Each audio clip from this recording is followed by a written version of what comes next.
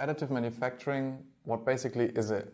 As the name implies, it's a production process whereby material is consecutively added to build up a component instead of in many conventional manufacturing technologies where material is subtracted from the component. So within this process, we usually start with a digital representation of a component, so a model, a volumetric model.